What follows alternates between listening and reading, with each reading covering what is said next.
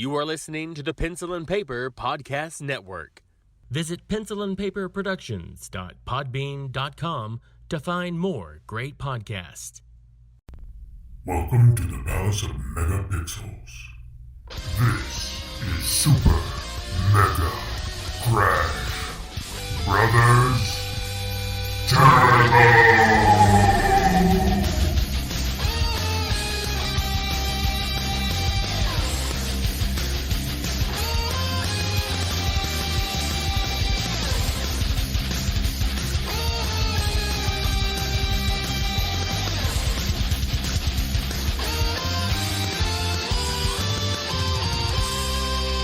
Hello, everyone, and welcome to Super Mega Crash Brothers Turbo. I'm your host, Stephen White. With me, as always, my co-host, Alicia Finley. Happy Monday.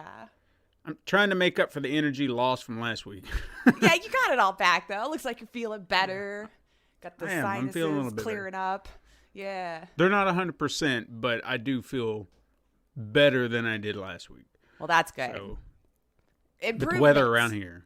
Yeah, the weather around here is nuts. I mean, I'm almost positive 2 weeks ago it was 80 degrees, warm, and everybody's like, oh yeah, we're ready for this. No, we're back in the 30s this morning, and I'm like, come on, man.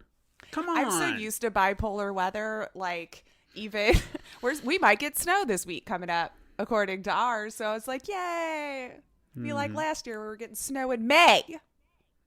Was it last year or the year before? Whatever. Either way. Too late. Whatever. It doesn't matter. Too late. Before we get too deep into it, I do want to welcome some any new listeners we may have, because I've kind of noticed an uptick in some downloads. So I feel like we've got a few new listeners out there. Welcome. Some new siblings. Is your first time here. We do ramble, but we also talk about a lot of good stuff.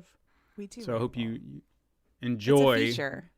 Yeah, it's a feature. We featured it in our very first ad. I know. We have an ad in the world. I saw. Yeah, I'm so happy about it. Yeah. It's like the first time I've ever done a little ad like that for a podcast or anything, and it sounded so cool. Mm-hmm. Now, if you haven't heard our ad, like, this is something we've talked about for a long time. It's like, we really need to do an ad. And then other podcasters would be like, hey, do you submit an ad and we'll air it on the show? And we're like, yeah, we'll get around to it. Well, we've just never I don't know why. Gung-ho. Like, sure, eventually we'll tell people we're doing a podcast. It's only been a few years. Mm-hmm. But this time, we finally decided, you know what? No, it's time to do an ad. And as I've been talking about for weeks, Podcasters Assemble, great, amazing podcast that's just a joy to participate in. They were doing a best of and worst of Godzilla and King Kong that came out this week. And to not only allow other podcasters to talk about their favorite Godzilla and Kong stuff and their least favorite Godzilla and Kong stuff, he also plugged a lot of the podcasts or podcasters that were. Yeah, it was really nice. So we decided we would put together an ad, try to do it and get it out there. And so if you want to go hear that, it's debut. It's debut to the world. Now, if there's a way I can get it on, some ad platforms and just get it out into the world, legit. Right? But, I did look into that, and I guess I didn't look hard enough, because the first one I came across, it was just, I don't know, it didn't set right with me, because they were just like, how much are you willing to spend? $5,000? $10,000? I'm like, whoa. We're not there yet. I said, wait a second. And it was like, well, you choose, and then we're going to call you. And I was like, no, I'm good. It's just like, not there yet. Maybe one day. So, I'll keep digging around, and then maybe I can get it on something. As much as I would love to think we had that kind of cash to throw out. Right? I mean, that's where you listeners come in. You go like and review and get us bumped up on the polls and whatnot. Go. There you go. We're throwing it on you. We're making it your fault. Yeah. It's your fault. Accuse all the. So welcome in, new listeners. Yeah. You've got work to do. Sure. Anyway, but yeah, go check out Podcasters Assemble. We are, I keep in mind what I just said. We are participating I don't know in if their. I want to put that out there yet. I submitted. Yes, let's do that. I submitted. I don't want to put any like undue pressure on the gods in the world. It's like, oh, just because I submitted means you have to take me. See, but, she's being so modest about it. Eric Slater, the man, the editor behind the show, he'll put you in. I have no doubt. So, but anyway, yeah, we are going to participate in their next season. It's going to be a lot shorter than the Godzilla vs. Kong, but they're talking about Mortal Kombat films. And for what that's worth, there's only really 4, or will be 4 by the end of the week. Right. So you have the one from 1995, then its abysmal sequel, then the animated version, Scorpion's Revenge. It came out last year. And then, there you go. There we go. I don't know where my head was at. I think I was getting ahead of myself. You're getting over sinuses and stuff. That can still mess with your head, you know? Yeah. But then we also have the Mortal Kombat remake, if you will. I guess I don't even want to call it a reboot or reimagining or whatever we call it. It's brand new. The new film that in 2021, starting a whole new franchise, right? And it's coming out at the end of the week, theaters, HBO Max, whatever you want to watch it. So that's essentially what this is going to cover. Plus, there will be a bonus episode where they'll be talking about the best and worst of the video games. Which we can attest to all that. We've played. I can attest video to games. Some of them.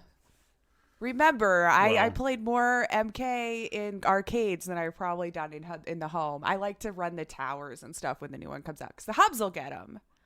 And then I'm just garbage at wanting to do any kind of PvP or actually learning all the button presses. So I like to do the towers and stuff. And then once I've beaten those and all that, then I'm good for a while. I get addicted for like 3 days. Until other people start, beating me up and then I don't have fun anymore. I get salty and then I rage quit. Yeah.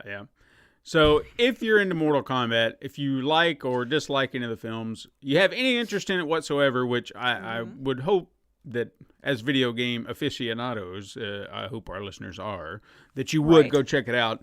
Check out Podcast Assemble this season and all that. See, they're getting free ads too. Well, you know what, though? It is a lot of fun. It took me a minute to get on board with listening, I'll admit, because I just wasn't sure if I liked the topic.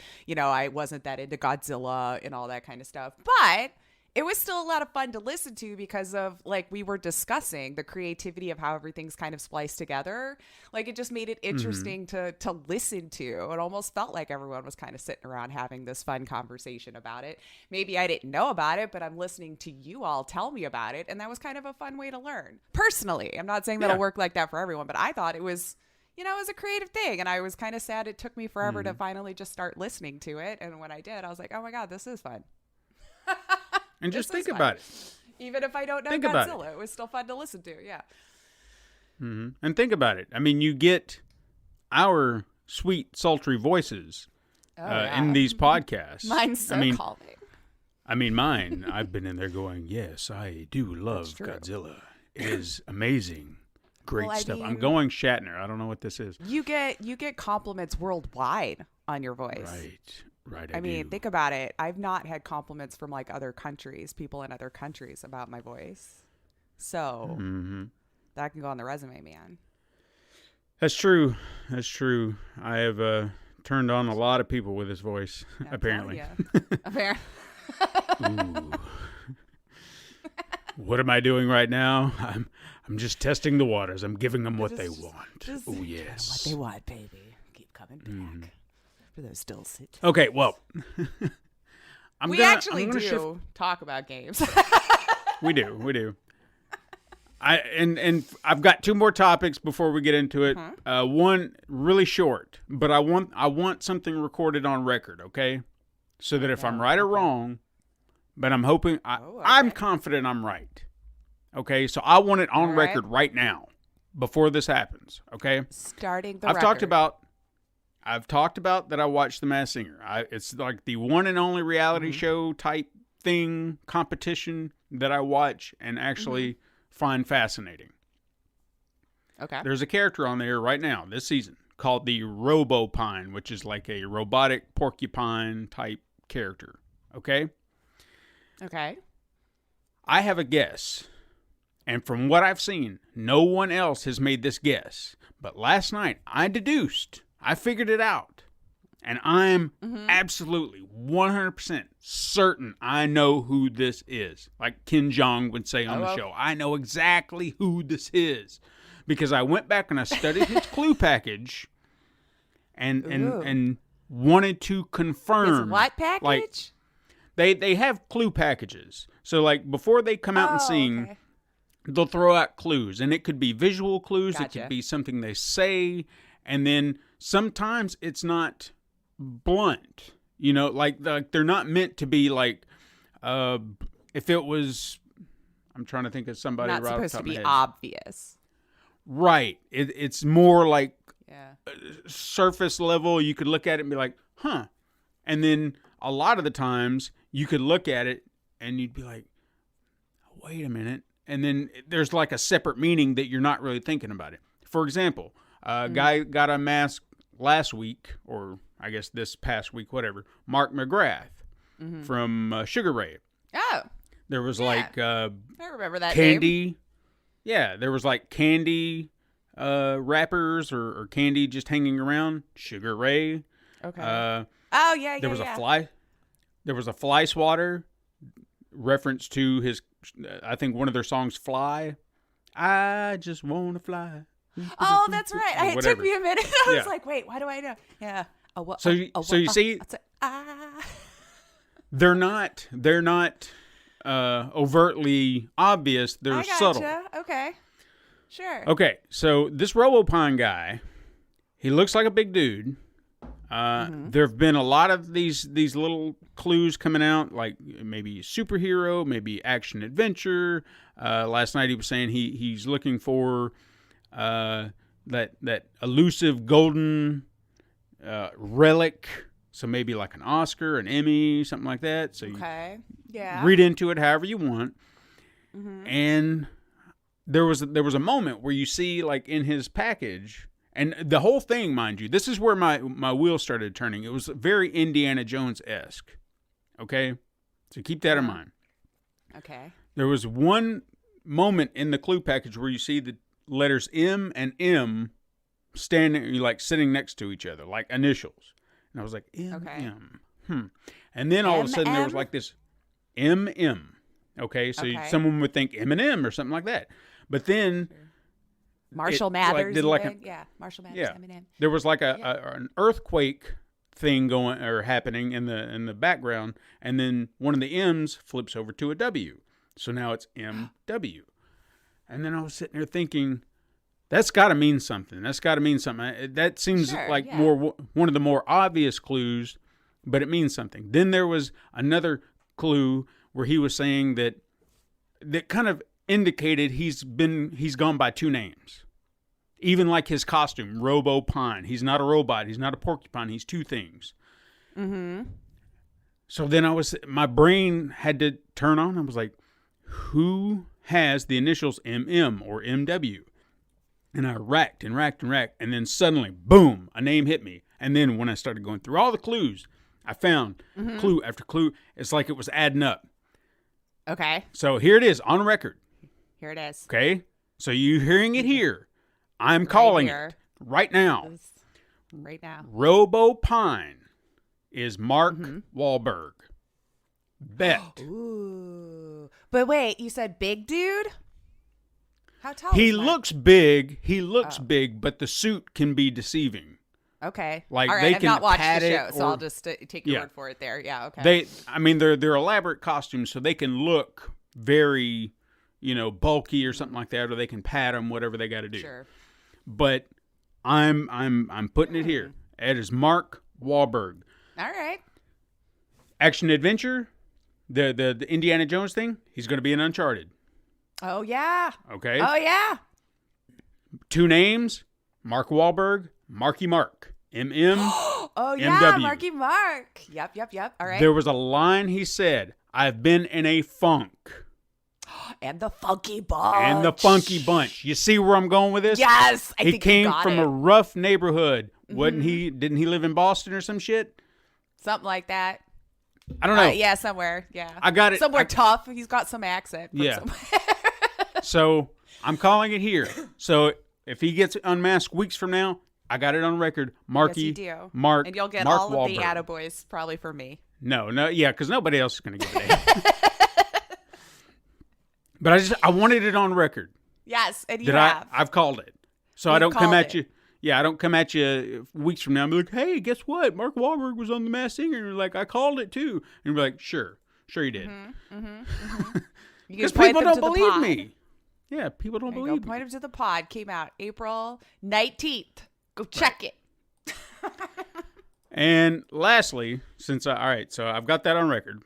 Lastly, I want to talk about something that I don't know if we've ever talked about on the show, maybe to a degree, but I found it to be fascinating. I'm glad that I actually stumbled upon it, which I wish it would have been put in my purview in a different way than it was. But anyway, I'm sure we're all aware of the controversy about Apu from The Simpsons. Kind of, but not. I haven't dove in to like really find out what's going on. But I mean, I've heard like stuff in the past. I mean, do you understand like where it stems from, or what the issue is? I've not watched enough of it to really know, and me not seeking out the information, I'll admit that I'm probably not really sure where this is going. Okay, well, the problem with Apu, as it's called, it's not about. I personally don't think it's about, at least from what I've heard, it's not about the character himself. Okay. Like the portrayal of Apu in the show, because I personally think at any given point in time, they have been very respectful to the history or the culture of Apu in The Simpsons. Like, he's Hindu. And they've never poked fun at his religion. It's been more like, let's explore that. What does that mean to him? And what do the cultures of like arranged marriages mean in his country and things like that? So it's like they've explored these without mocking or poking fun. It's like this is where he comes from. This is his life. Okay. The problem stems from the way I see it. The problem has always stemmed from Hank Azaria doing the voice. And when he got called out on it, like by an Indian filmmaker, like actor, he's mocking the accent, or well, when it came, there was a documentary that came out about it, trying to explore the problem, and it really did kind of point the finger at Hank Azaria, as in like he was being racist about it, and Hank Azaria got defensive, and rightfully so, I feel, because he did not do this intentionally to be racist. In fact, to his own words, because I actually listened to, this is why I'm bringing this up, he was on Dax Shepard's podcast this past week, and they brought it up. So they were discussing it. And I've heard him say this before. This was a situation where he's a voice actor. Producers of the show said, hey, can you do an Indian voice? And he's like, thinking about it? Sure. And then boom, that's how Apu gets started. It's not, oh yeah, hey, we're going to do this incredibly racist characterization of this character. It was just like, can you do this voice? Sure. Okay. And then you're off to the races. Didn't think about it at the time. It was just, it's part of my job to do voices. They asked if I could do it. I did it. Not thinking about the long-term consequences. sure. And the long-term consequence is that voice then becomes a personification of that group of people. So hearing like the other side of it, it's, you hear all these stories about these Indian actors Cal Penn being a great example, where he goes in for a job and they're like, hey, can you do that voice? That's the character we want. Dude sounds nothing like that. He sounds like you and I. You know, he doesn't have an accent. But they want him to do that because that's what they think an Indian person should be. So it becomes that stereotype of, oh, that's how they sound and that's what they sound like. And then people will come up to them on the street and do that voice and be like, oh, yeah, that's what you sound like. And it just becomes hate rhetoric. Right. And furthermore, and I didn't even know this, and it doesn't surprise me either. This sounds about right. Apu has now become a slur because, you know, people will be like, hey, Apu. Oh, no. Okay. Yeah. So it's all it has done is kind of create this world of problem for Indian people. And it was real fascinating to listen to because, again, he's went out into the world and tried to figure out, like, because he approached it from a position of, I don't want to be angry about this. I want to understand what I did wrong and how I contributed to it. And that's how he even apologizes. He's like, I apologize for contributing to the problem. You know, I didn't realize what I was doing, what I was creating. Sure. And it was really fascinating to listen to, just trying to understand it from both sides, because even like if you've ever listened to Dak Shepard's podcast, his co-host on the show, Monica Padman, she is of Indian descent, and she explained it like this, because I've heard some of the argument was like, well, people just do voices and stuff like that, and I was like, fair enough. I mean, I get that, but the way they kind of laid it out, if using Hank Azaria kind of used this as an example. You have, like, he's Jewish, so hearing someone do a Jewish voice, was like, oh, and then the old Jewish man, and why? You hear that all the time. Sure. And white people are doing that voice. Sure. So it's not really a problem because you hear it all the time, and they're white. So it's just kind of like, But like Indian, we can't tell at that point. Yeah. But Okay. if you look at it from an Indian perspective, how many Indian characters do you know of on television?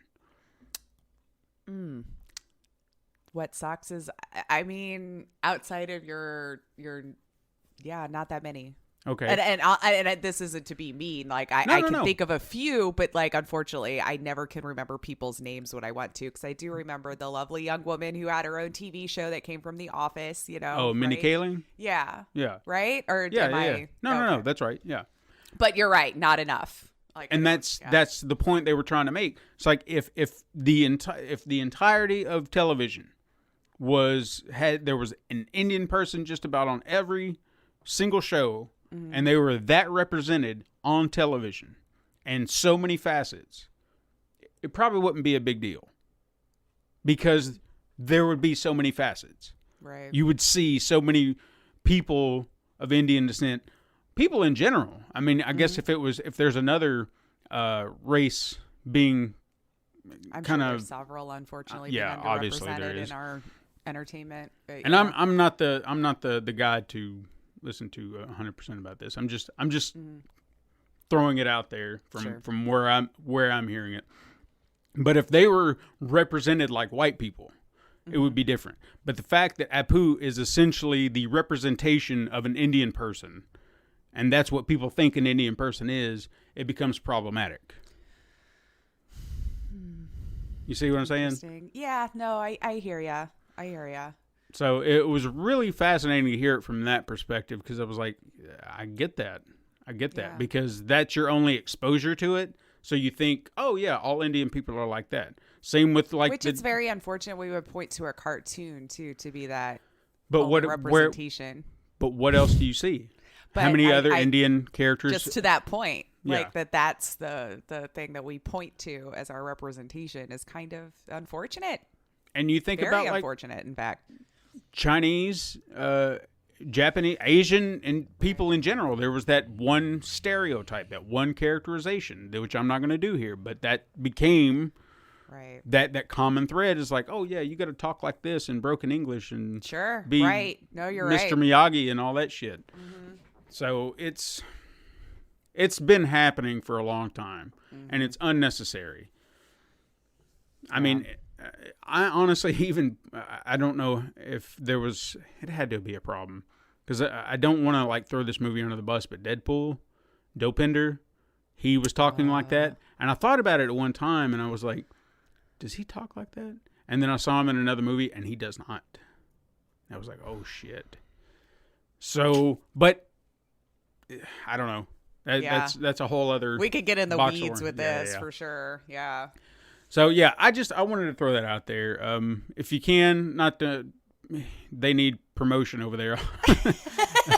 Armchair expert, but does Dax have 5K for his marketing? Or? Yeah, but yeah, go listen to that Hank Azaria interview. He even said, and I probably checked this out because I love Brockmire. Apparently, they're going to bring Brockmire into the podcasting world, so I get to hear Jim Brockmire talking about stuff on a podcast.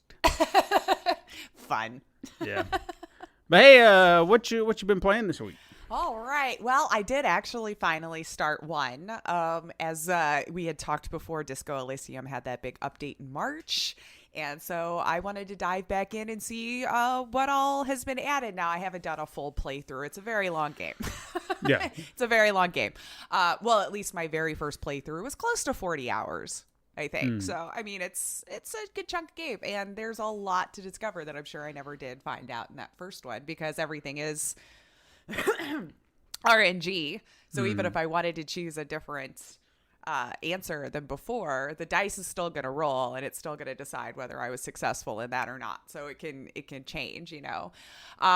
The voice acting was the biggest thing, of course, that they were touting, and that I could definitely notice, because there was voice acting in the OG version, which I hate to say that because it's not even that old of in a game, like 2 years maybe. Right. But yeah, like 100%. I did notice some of the voices changed, which I found interesting. So I'm just wondering if like those actors couldn't come back. I'm sure this would have been something a cursory Google search would have solved for me. But I guess I didn't care enough where I was just like, is that different? Like, what happened? Because on some of them, like the voices were kind of smaller anyway. Like one of those where they would say like maybe one or two of the first lines, and then you'd read the rest of the paragraph, or the character would just be like, I know. And then you read through what it is. So I don't know if I'm making sense on that voice acting, where it wasn't they were reading the entire dialogue. They would just kind of like start. Sure. So good. I think it really did add a whole lot more to it, with the voices and stuff in there. I think having an option to turn it off would be great, though. I don't know. It just, I guess, depends on your play style, since I think this is just the version you're going to get if you update it. So I don't know. Unless on Steam, I think you can kick it back to a prior update or something. I don't know how long it stays like that. So if that's something you enjoy, you're going to love it. I haven't gotten far enough to where I've noticed any new side quests or anything like that, or how that would go through. But again, to be fair, I only played it the once, so I could easily discover a new side quest, probably even before they had the update. But still a fantastic game. I could tell that some of it was upgraded. And again, it wasn't even that old, so I didn't even feel like this was all necessary. I thought the game was wonderful and perfect the way that it was. So you just got a free update with some new stuff, if you already had it, of course. Right, if you didn't have the game before, you still got to buy it. But yeah, so that's pretty much the only thing I've really had time to dive into this week was I think I got about another 10 hours or so into a new playthrough. I know it came out in March, so I'm slacking, but it's still such a great game. It's such a great game. If you're into RPGs, man, and you haven't checked this one out, what are you doing? What are you doing? You've got to check it out. I really do enjoy it. And then, of course, I just played around a little bit on The Sims and killed some of them for a minute, because I don't know why I was in that mood one day. Just felt like murdering some Sims. Yeah, just like, turn up the autonomy stupid high, put in some really crazy mods, and watch the world burn. So, yeah, that's been my week. What have you been playing? Really, the only thing I played was Ni no Kuni 2. I did finish it, or good. Let me say I beat it. I was going to try and try to flesh out those last little bits, because I was, doing trophy hunting, and I only have a few, but damn, it's just it's I mean, when I try to look at it from one perspective, I'm like, yeah, but would it really take that long? But at the same time, I'm like, yeah, but do I really want to do this? Because so many games. It's the one thing that would probably take the longest is, I think the trophy was finish 10 Dreamer doors. And Dreamer doors are like these doors you can find in the world. And they're like a set of mazes. So some are like, 8 floors. Some can go for 18, and you can get through them pretty quick. Problem is, the last Dreamer door, the enemies are high level. And I'm pretty good level, like in my 70s, but something tells me the boss on this thing will be like 99. And I was just going to ask, do you know if there's a cap or? I don't know. Like, I have I can't guarantee, like, no for sure that he'll be at 99, but something tells me if this is the last one and this was like a special one, he'll be high level. And the bosses in these fights always put me, like, they're tainted monsters is what they call them, and they really, really challenge me. And I just don't know if I have it in me, because that means that I've got to go from level 70, let's say I'm 76. Yeah. That's still 20 levels plus that I've got to How long build. did it take you to get to 76? Throughout the entire game. Oh, okay. So, I mean, you have a good chunk. Yeah, and not only that, but it's just like, I even added, like, put on those special, like, you'll get those special relics or whatever to help boost your experience, and it's not helping. It's not helping at all. Or at least it doesn't feel like it. So it's like, if it's going to take this long here, God, Yeah, I almost think you should, just because I think it might be a fun story to listen to. Just go in at 70 and find. Just find out and see. Just die. find out. Just go in. Yeah. I mean, I hold my own against some of the other enemies. Jenkins. Woo! Go on in. But I don't know. I was looking at it and I was like, It's I don't okay. know. I got real salty about it because I do want to play it. I do want to finish it proper because I'm so close. But then there's another part of me was just like, because Friday I just didn't give a damn. I was just like, I don't know. And I was like, I'm gonna take this out. And then I put in Assassin's Creed Valhalla, which I didn't start, but at least I got it uploaded onto my system, so All it's ready to go. and ready to go. Yeah. But in the meantime, I was just like, well, what else can I play while I'm waiting? Because it was a disc game as well, and so was Ni no Kuni, so I couldn't have them both at the same time. And then I, for whatever reason, I look back on this one game that I don't understand. Like, I couldn't remember why I never got a platinum for this, but it was a Lego Batman game. Okay, every Lego game that I've ever played, I do it specifically for the trophy because it was like, this is easy, this is simple. Boom, I can get through it. It's a lot of fun. There's no stress, no nothing. It's just a lot of fun playing with your toys, and then you're done. You get a trophy, and you go home. But I never did with this one. And I was like, why didn't I do this? So I went back, and I downloaded it. I looked through all the trophies. I was like, why didn't I get this? Because everything was so easy. Yeah. Like, everything left was so easy. It was just like, play with these two characters, play with these two characters, win a race with this one character. And I was like, what the fuck? Why didn't I do this? What was I doing? So as soon as I got it uploaded, I looked at everything that I had. And apparently, I guess I just got burnt out on the game or something, because I'd beaten the game. I had characters. I didn't have the characters necessary for all these trophies, but it was just like I beat the game and then I was done, which was odd. And then as I started getting into the game, I realized I think I know why I put it down, because this was the most complicated Lego game I've ever seen in my life. Like, they overly complicated every single aspect of this game, and I didn't understand why. Like, in other, say all the Marvel ones, and hell, even the last DC one that they did, they give you a free roaming map that you can just go and play. And I was like, I like that. This, you're on a space station, and then you have to choose out of like 20 or 30 different spots that you want to go to. And I'm like, I don't want to do that. Just no, I don't want to do that. So I think I remembered why I put it down, because it was just so complicated. And I was like, as soon as you started it up, you're like, yep, okay, yeah, now I know. Yeah, I got frustrated again with it real quick, and I was like, all right, I'm going to put this down again. Maybe leave a little note in your disc the next time you go, I did not. Oh, yeah. I got frustrated. Yeah, there it is. But so I guess this week, barring any, you know what I did? I was supposed to play though. I didn't play it. There was a new Resident Evil demo. Oh yes, there was. Oh yes, there was. Hopefully, I can play it today because I know it was timed. It So, might be another typed one. Yeah, I think so. I could Or have talked like- about it today, but Huh? I said I could have talked about it today too, and I didn't play it. Slacker. Sorry. I didn't say anything. You didn't do play it much either. I know. Well, I didn't intend to be fair. I didn't have any intentions to. I'm like, that's one of those things where I'll watch people do it all damn day long. And when I used to stream, I would stream it because I'm under bright lights and it felt like people were there with me, but I ain't playing a scary game on my own. I ain't got those kind of, like, it doesn't appeal to me.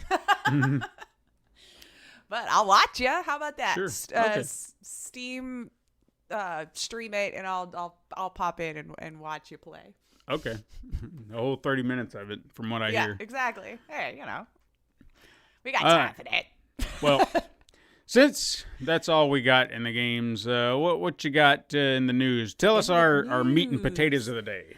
So there's quite a bit that was going on this week. I tell you, it was almost kind of hard to figure out what I felt like chatting about. But let's get this big one out of the way. I don't know how big it is to anybody else, but we have a new record holder on Twitch now. I don't know if you had seen. I do think this did come up somewhere on the news feed, so yeah. Yeah, so we now have a new king on Twitch, it seems. This past Tuesday, so last week Tuesday, a new record was born as the Twitch streamer who goes by Ludwig. I've just started really hearing this guy's name over the last month or so. I feel like he's only been on the scene for maybe a year, a little over, and just freaking skyrocketed. Boom. Dude's got some talent to keep them people around. So the streamer Ludwig set a new record for subscriptions as having over 270,000 subs after a 30-day streamathon that he did. How does that work? I had to look this up because I was pretty sure that Twitch had passed like when people are doing like 24, 48 hour streams or whatever, like they cut you off after 48 because it's just not healthy. Well, the dude actually just like lived his day apparently for 30 days. Like he streamed, he would do games. He'd take you in the kitchen while he's cooking, eat food, freaking set you up when he goes to bed. A well-rounded day. You just were there hanging out with Ludwig, I guess, for 30 days. So, yeah, I had to look that up myself because I was like, really? For 30 days straight, they let him keep that on? I don't know. But I'm too removed from Twitch anymore also, so there could be new things that have happened that I just don't understand. But as most of you are, I'm sure, are aware, Ninja was the one who held the record prior with a record at one time of 265,155 subs in one single moment. Pardon me. Ninja even tweeted out his congrats, so showing to be a good sport, while also expressing, a little sadness that his record was broken. But hey, to my understanding, Ludwig ended up donating a ton of that money to charity. So if you really care to break down how much he probably made in that 30 days with subs and donations, he actually pays his mods like a good chunk every single day too. So it doesn't sound like he's just being this greedy man. It's getting donated. He's paying people for their time and apparently doing really well. So there you go. Ludwig now holds the record for the most subs anyone's had on Twitch at a single moment to date. So is this guy sustainable? Like, is this, because the 30-day subathon or whatever, sure, everyone's going to kind of jump on board, but and we'll probably see a lot of those. Can he sustain that? I mean, that's always going to be the question, I think, with any streamer, right? Like, if you're creative enough to keep reinventing and keep doing new content and keep making things that people are interested to come around and see, sure. Because, I mean, especially if he's only been around on the Twitch scene as long as he has now, I could be wrong about exactly how long. I didn't do a deep dive into his career or anything like that. But it sounds like caught on to the formula and how to work the internet thing and just kind of skyrocketed from there. So I definitely put him up there with the rest of them. So time will tell, I think, with any content creator. I think he was also one of the ones who's like, 5 years and I'll quit or something like that. Like I see some YouTube people who, talk about streaming and stuff. And so I'll watch those from time to time, try to keep myself apprised of the new meta that might be going on in the streaming world for Twitch and everything. And yeah, he's been talked about a lot and been invited on a lot of shows. So definitely, I guess I shouldn't say one to watch. Sounds like a lot of people already are. So all right. check him out. Yeah. Like for me, it seemed like it happened overnight. But I know that's never the case when people are that successful on a streaming platform like that. So, but that's how you know they're good, right? When it just seems like, holy crap, where the hell did they come from? And all of a sudden they're big. It's like you never saw the grind, but they figured it out. So there you go for the new Twitch. We'll see what happens moving forward with more records to be broken. But let's talk about Sony. I feel like Sony's been in the news a lot lately. Yeah. Good, bad, whatever you think. I know we talked about last week the whole kerfuffle with their developing teams and remakes and who's doing what and shuffling people around. And interestingly, I couldn't find an update to this, and it's been almost a solid week to date that I saw this story. So I thought for sure I'd see an update to it. But what am I talking about, right? For those who might still be on the PS3, there has been some concerns about whether there's even going to be any update support for that at all moving forward. Some players had reported they don't know. This is why I thought there'd be an update. Was it a server error? Is it a sign of what's to come? But the PS3 games on some of them are no longer downloading patches at all. Now, I know a lot of people PS3, 2006, like you would think it's about time. But with them closing down their other storefronts and all of this kind of stuff, it's just maybe it's making people more sad that their media, their games that they like might be stuck on these platforms and that they're just gone. Like they're going to just be gone, no preservation. So far, we're only looking at a list of about 30 games that have been reported so far from players that we're not accepting patches any longer. And it does seem to matter whether you have the physical versus the digital version. Unfortunately, the physical seems to make up the bulk of this list that's not accepting patches. So unfortunately, it doesn't seem like physical is going to be the thing to keep you to preserve your game. And I don't think we could say that for many, many years now. Yeah. When was the last time you bought a game, came home, and there wasn't like a 20 gig patch waiting for you the first day? So they're not even really giving you the full game on that disc anymore anyway.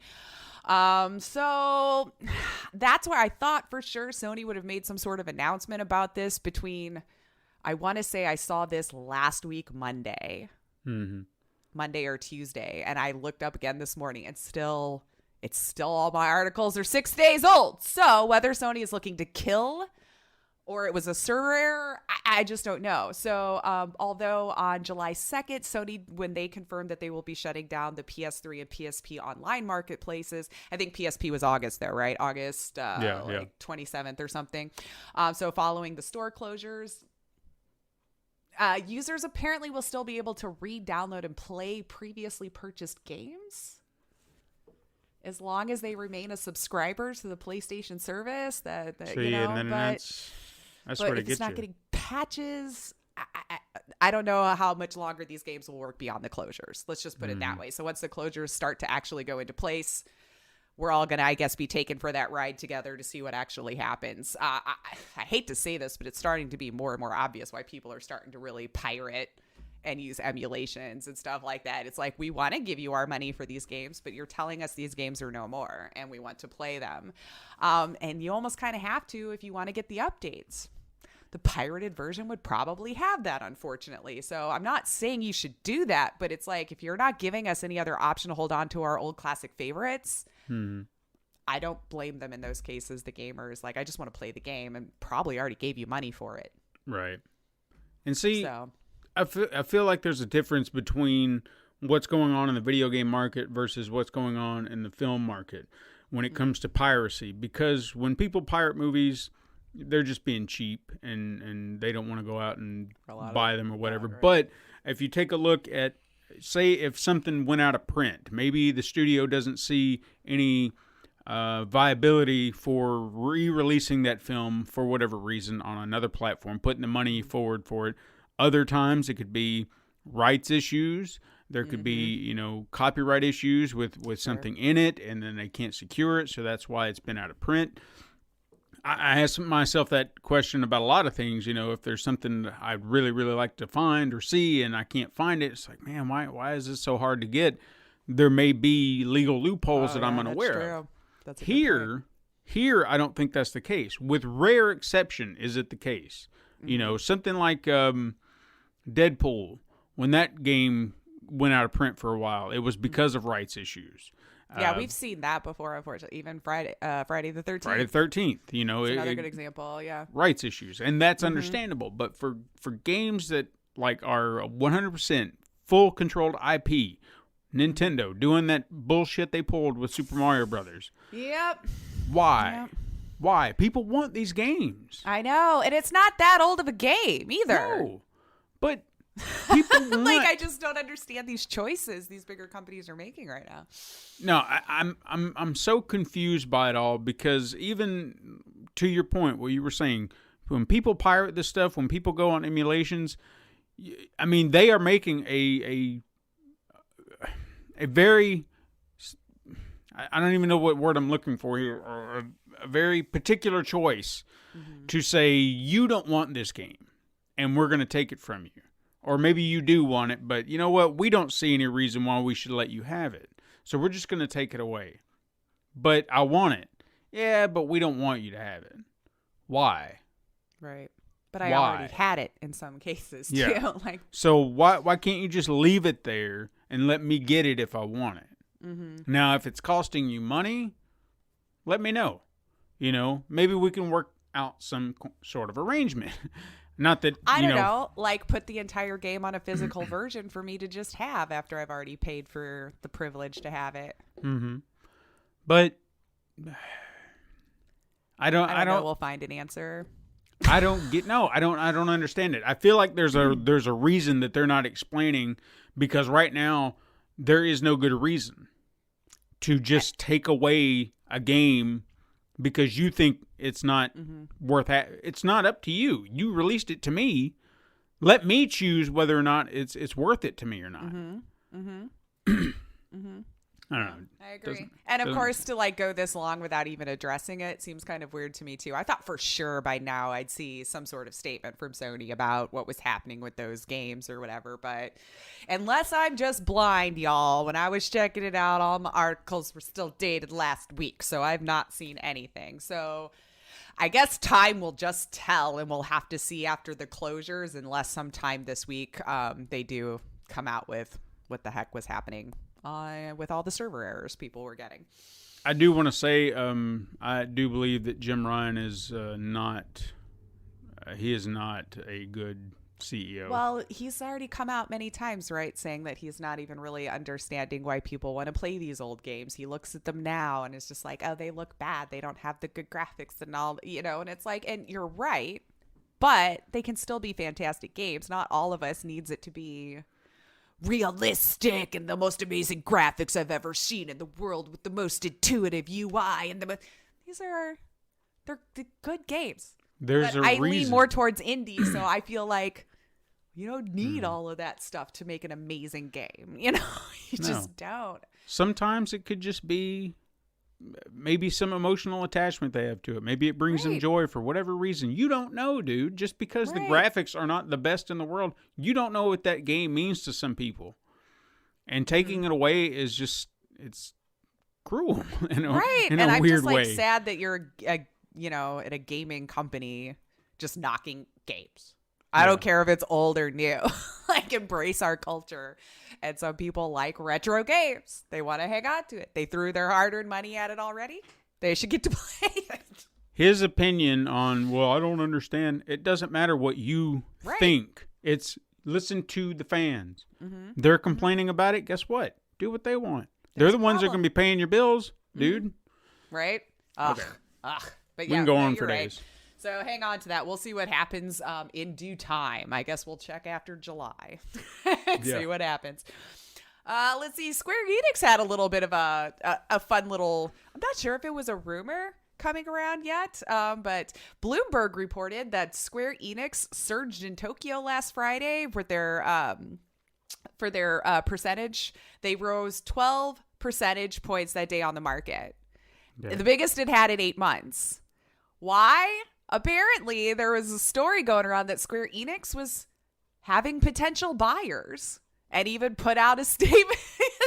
Supposedly, Bloomberg put out an article that people were looking into wanting to buy Square Enix and all this stuff, which supposedly gave people more confidence. I guess it boosted their sales in the market. But Square Enix has come out saying, yeah, we weren't going to do that. We're not sure what's going on here, but from Square Enix themselves, they're like, we do not consider selling off the company or any part of its businesses, nor have we received any offer from any third party to acquire the company or any part of its business. So it's just, I don't know if this was just some weird leak that Bloomberg got hold of and kind of blew it out of proportion, or Square Enix was like, ho, wait a minute, no one was supposed to know about that yet. We got to go a PR thing here. But I mean, it has been a record year for them in gaming. But I feel like it's been a record year for a lot of people, right?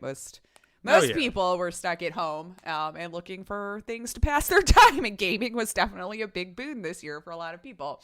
But again, another rumor, time will tell. But for now, it looks like Square Enix just plans on holding on and continuing on with what they're doing. I just found that interesting, like little kerfuffle for like a day or two. And Square Enix is like, wait a minute, nobody was buying us. What's going on? So I don't. Yeah, that would have been like if they'd been having a rough patch of time where games weren't just doing, but Final Fantasy VII just came out. Right. And that was huge. And I believe they're still working on the next iteration. I don't know what's happening. Yeah, no. I feel like it was chaos for a day. Maybe it was somewhat related because they were responsible. They were the publisher for Marvel's Avengers, so that was a hit. Yeah, or at least their indie spinoff studio or something like that. Yeah, Crystal Dynamics. Yeah, I think that one's gonna. Yeah, well, I'm actually impressed it's still going on. They're gonna keep making stuff for it. Apparently, keep pushing it out. I should have gone back to look because I imagine that patch has been updated already, where it's making it harder for people to level. Or I wonder if they decided to even go through with it. I should have looked it back up. This could go one in two ways. Either it goes the way of Anthem, or it goes the way of No Man's Sky. I would hope that maybe they could turn it around. Right. But I don't see that happening. It's another where just time will tell. It's so funny. I feel like this whole year we've just had to kind of go, let's see, because we can't put anything on a timetable anymore. And this one I just threw in because I found it interesting. So I'm sure you've heard of the MOBA Path of Exile, right? Yes. Okay. So Path of Exile 2 is coming out soon. Okay. But last week, the game saw its latest expansion drop called Ultimatum. It had the same woes of Outriders, though, where gamers were just stuck in queues for egregiously long waiting periods to be able to play. But there was a big difference here. It didn't affect everyone equally. In fact, paid streamers that Grinding Gears game bought for the launch of the expansion were allowed in immediately. Now, since so this is how they kind of did it. And I'm sure a lot of people are aware of this. Maybe you're not. Sometimes streamers are paid to help promote a game. This is probably a very well-known thing. They might get paid for a certain amount of time to play the game.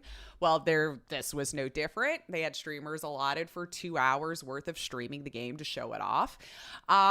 So with that said, they were allotted 2 hours that they were paying these streamers to do. But if you were going to be waiting an hour to get in the queue, how much showing off are these streamers going to do? So that said, as he put it, or the devs, it was just like lighting a bunch of money on fire.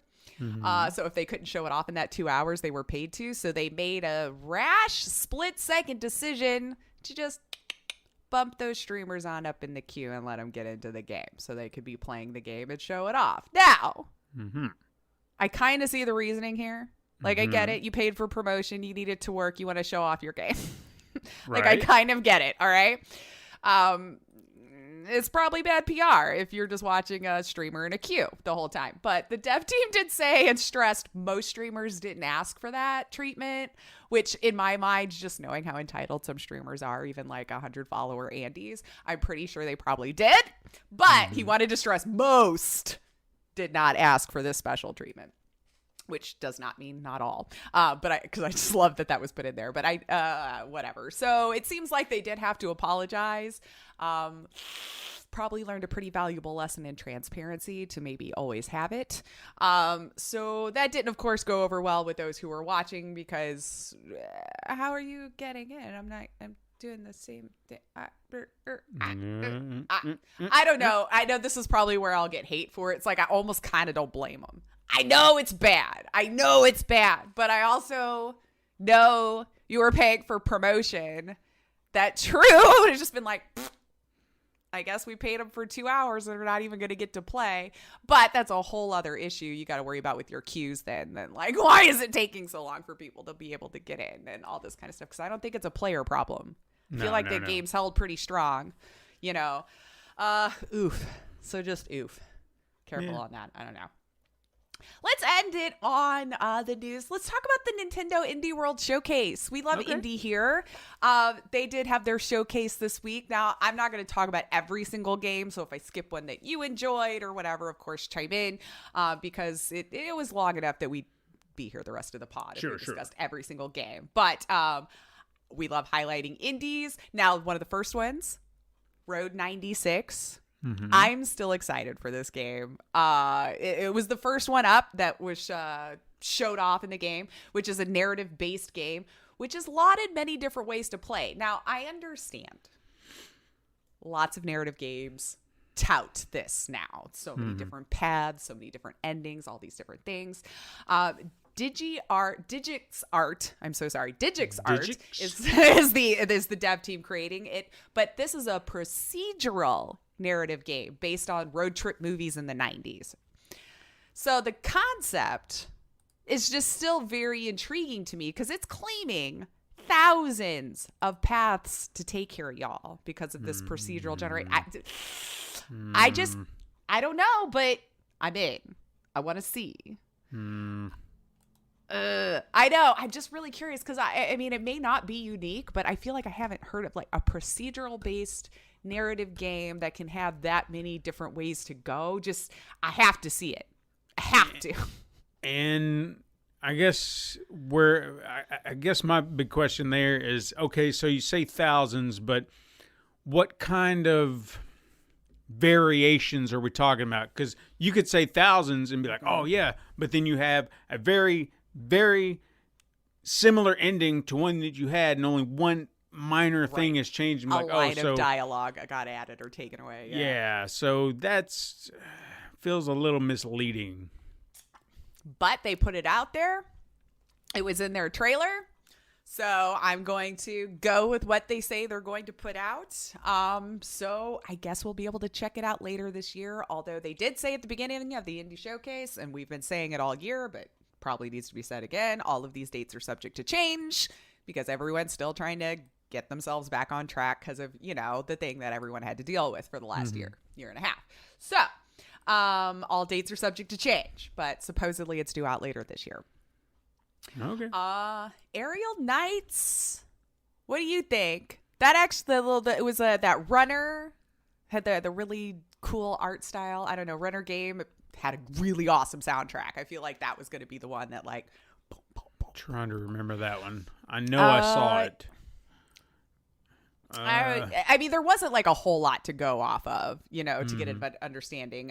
So it's a runner. It has the 3D side scrolling, also with like the parkour elements in it, and a Tokyo style Detroit, which so is an interesting like little backdrop that they had going on. May 19th is the date right now that they're aiming for its release. And there's actually a demo now. So you can go check that out if you want. Nice. Aerial Knights. Go check it out if you want. I can get into a runner from time to time. And that one looked interesting. And if their soundtrack really is as awesome as it was in the trailer throughout the rest of the game, and that is a big selling point they're trying to sell you on, is how awesome the soundtrack is, this could be really good. You know how that can help make or break a game. Oh, yeah. I mean, show. Take a look at Aerial Knight. Is that what you said? Aerial Aha, Knights, yeah, got with it. like a K. So he's like the knight. No, I didn't like see nighttime. this. I want to say it was the second or third one on there. Wow. But yeah, I think you would dig it. I do. Yeah, I like the art style already. Yeah. And okay. I would definitely give it a go. So hopefully May 19th will be the date that it comes out. That's what they're aiming for right now. Let's see. Last Stop by Annapurna made another appearance. I think I've been seeing this one now off and on for a little bit now. There's not really a whole lot much more to say about it because I feel like we've talked about it a lot. It's another one that I'm excited for. I like Annapurna. I feel like so far they've done solid stuff. So I also like the art style. It's another narrative game. It might just be a good year for Lace. I don't know. With all these FMVs and narrative and RPGs coming out, I might have me a nice little full year coming up. That art style has... it reminds me of something, but I can't put my finger on it. Like another game looks just like it. They're not made by the same people or anything, but there's just something about the art style that looks very familiar, and I don't know what it is specifically. Yeah, I don't know. I mean, maybe a little. No, Telltale even had more of like a hand-drawn kind of. Yeah, almost claymation, but not clay. I don't know how to describe that art style. I like it, but there's probably a legit name for it that that we should probably know, being in the gaming news industry and everything. So I should probably look that up. I don't know, but yeah, I'm digging the art style too. I guess I could see where you're talking about Telltale. Like there's some aspect to it, but they don't have that hand drawn look to them as well, but something about their features kind of resembles it somewhat. Yeah, I don't know. I definitely had been checking this one out for a little bit now. I don't remember when I first heard it announced, but it seems like we're coming up close. Last Stop is aiming for July. I don't even remember seeing a day in July. I just saw like July 2021. So hopefully in the next few months we'll see that one coming out. The next one that caught my eye, The Longing. It was simply on its usage of time for this one. Now, we've seen this before with Stay, and I think you and I were kind of talking about this a little bit just like on our own the other day. So this game is no different in its usage of time, in the fact that once you've started the game, the time starts, and whether you're playing it or not, the time keeps moving along. Mm-hmm. But in this case, it's for 400 days. Yeah. I'm not joking. Like, I thought for sure that was a lie. But no, it's a 400-day long game.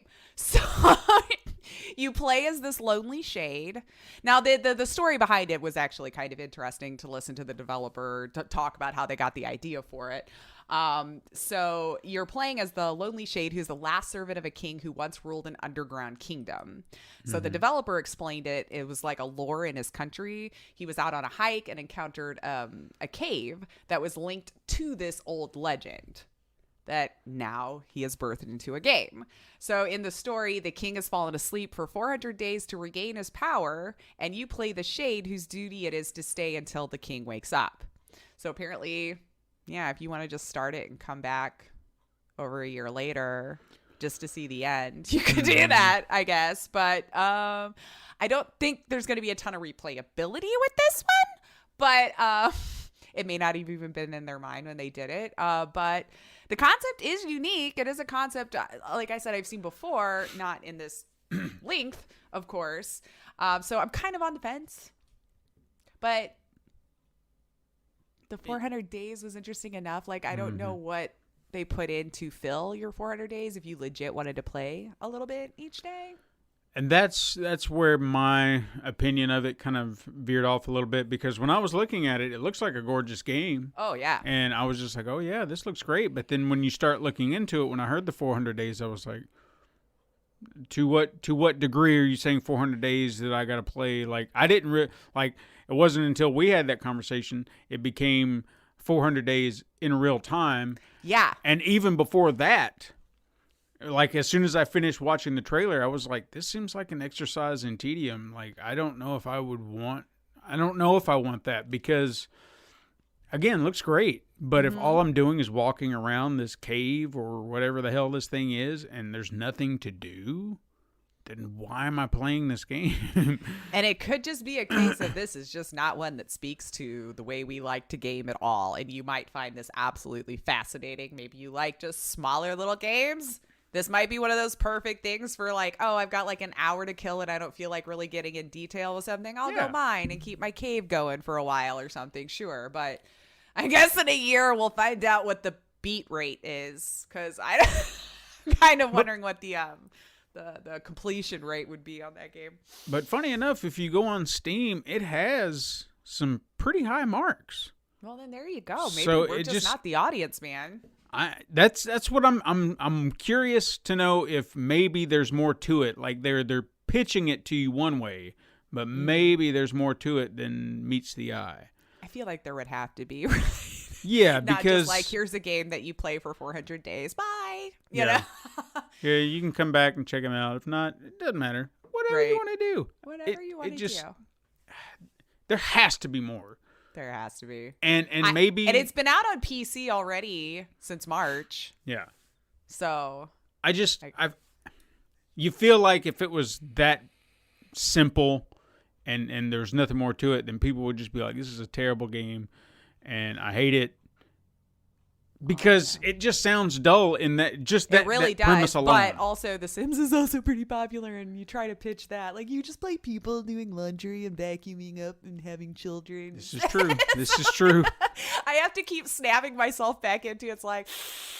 But they're living the life you wish you could live. Exactly. And I can torture them if I want. Right. You are God. Oh, man. Exactly. So we'll see. I don't know. It really doesn't sound like for me. But, to each their own. Go check it out if that sounded interesting to you, because who knows? Who knows? You might love it. The other one that caught my eye, though, Shredder's Revenge, though. Yes. I want some classic Ninja Turtles. I was kind of hoping that maybe this will lead to a remake of some of those old ones. Of course, I think those are from Konami, and we all know how Konami is. Yeah. So. Oh, that's sad. But this feels like it's really going to scratch that itch. Yeah. Because, they're using the classic design. They're using the classic pixel art style. I realize kids today, or the new generation of gaming, may not appreciate it as much. I don't know. For all I know, maybe you will. I didn't even know I wanted it until I started seeing the trailer a while back. Right. So it comes out later this year, and I'm ready for it. The nostalgia bump, man. I'm so happy they decided to stay with the classic style and everything. Like, I didn't even know I wanted it. Did you ever play the original game in the arcade? Oh, God, yes. So much. I even had, I bought it on Nintendo. So, only two of us could play. Sure. But, like, me and my niece and nephew, oh my God, we play that game so much. So much. I've probably beaten it so many times. I think my first exposure to it is, like, I don't even know why we were there specifically, but it was like an arcade down in Asheville, and I had never seen it. So as soon as I laid eyes on it and just was like, I lost my mind. I was like, oh my God, oh my God.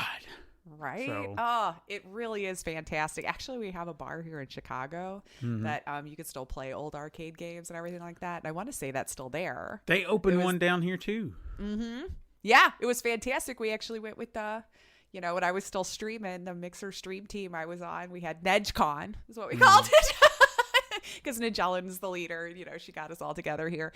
And we went down there and it was fun. They had like a lot of classic ones. They had some newer ones even. They even had Mortal Kombat 11. I'm pretty sure it was like a PlayStation probably inside the machinery or whatever to look like an arcade. And I did the same thing.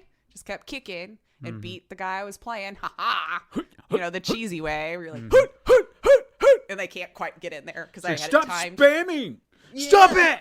We've only got 2 buttons here, all right, man? Leave me alone. We have a joystick and 2 buttons. But anyway, moving on. Skull. That looked up your alley if you're going to ask me of a game that screams Steven. Skull. Heck, even I love Dead Cells, which I got Dead Cells vibe from this. Wait a minute. So I do remember seeing that. Dig it. Yeah. Another like brutal 2D side scroller. It's another one that I could see myself really getting into for like a week or two, and then probably getting too upset at it and like needing a long break like I did with Dead Cells, because I went head first in Dead Cells for like a month, man. And then when I finally got to the last boss, I felt accomplished enough that I was like, you know what, I'm done. Yeah. I'm done. I feel accomplished, I think the last one of those I played was Hollow Knight, and I was just like, I liked that one though.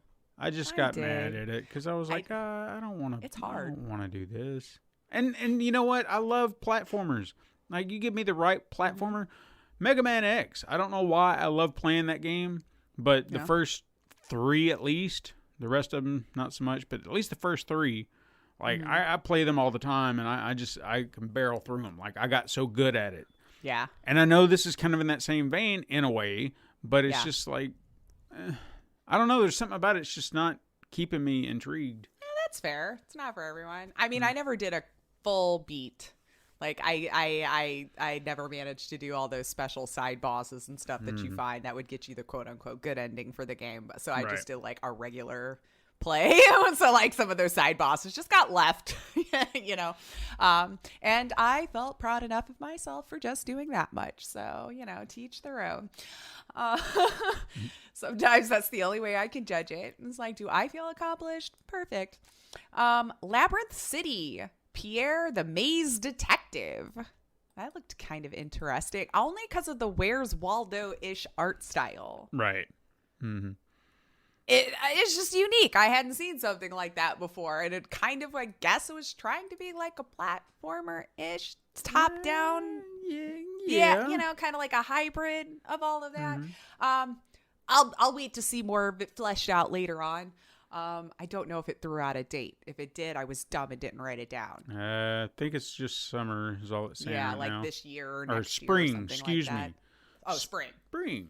Okay. So maybe in the next month or so. Okay. I was like, I just, for whatever reason, didn't write the time down on that one, and I don't know why. And then this one's just for me.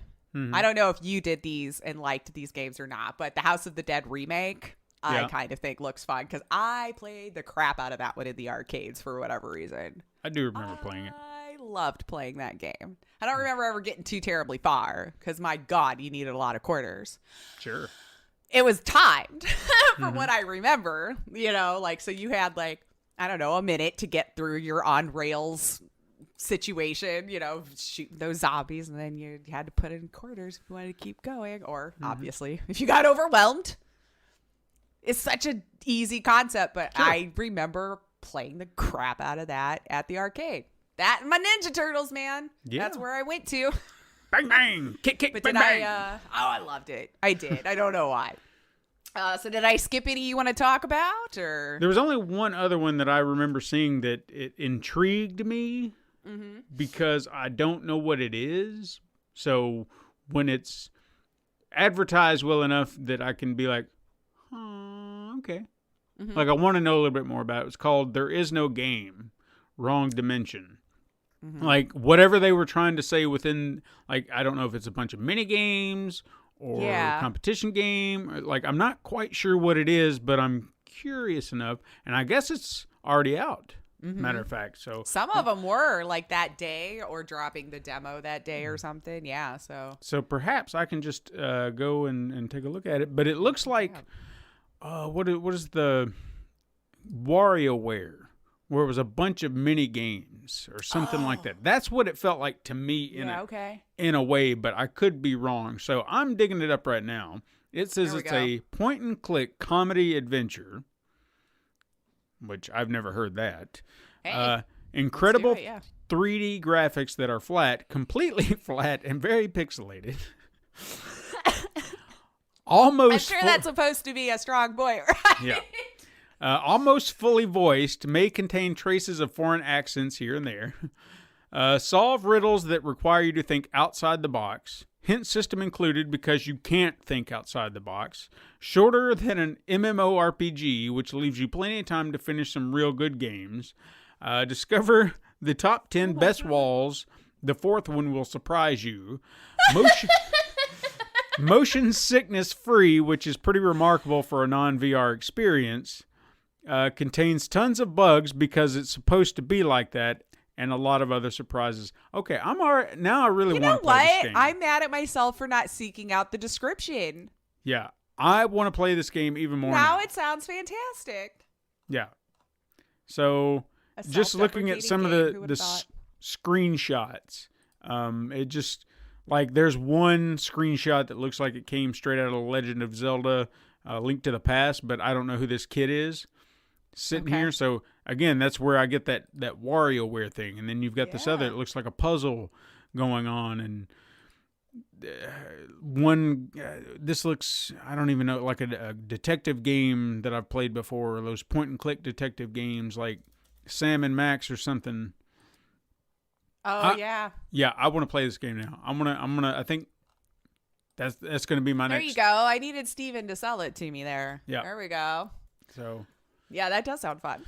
Sure.